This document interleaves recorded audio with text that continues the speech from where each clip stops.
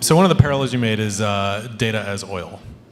And that's one of the things that long-term really honestly scares the shit out of me. Because if you think about what we do with oil, we bucket it, we price it, we fix the price, and then we kill each other over it. Yeah. And that's obviously a huge problem for like humanity. And so as we were talking earlier in the day about data equality is something that's already falling apart on a global level. Walls are getting put up in other parts of the world.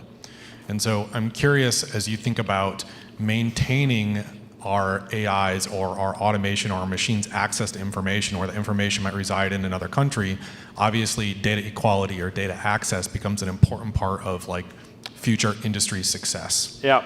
And so how do you think about negotiating or coming to an agreement with the rest of the world about how to treat data?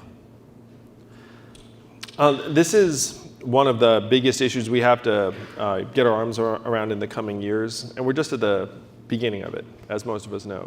So our current approach towards data is this. It's a free-for-all. Companies get our data the way they get our data, and then they sell it and package it and repackage it and resell it. And we are sort of on the outside looking in. Like maybe we clicked a box at some point that we ignored. Otherwise, we're like, I just want to read your article, or I just want to see my friends, like click, click, click. And then our data is now getting spun out in various ways.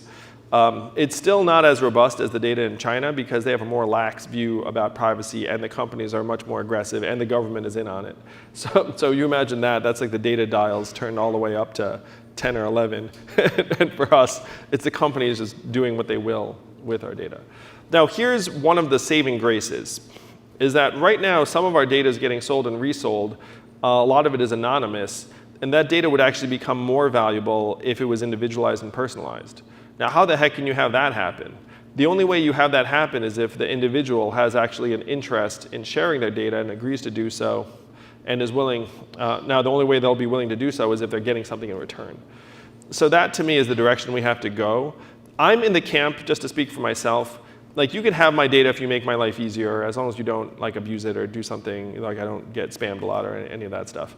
And so we all have different data preferences. What we need to do is we need to have the data be ours and then be able to express that preference and hope that if you are even willing to individualize and personalize it, the value of that data actually shoots up and you can get a little bit in return.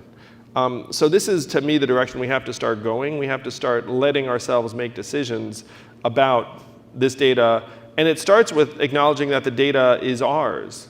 Right now, that's not even clear. Right now, like, who owns my web surfing history?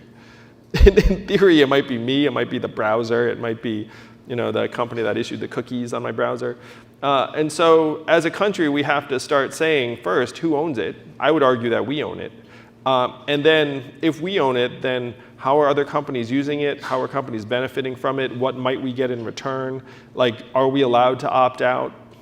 These are some of the most important considerations of our time. And to me, our country should be asking these questions and asking us, the American people, what our preferred approach is, as opposed to right now essentially having the default be we're bystanders, the companies are making the decisions for us.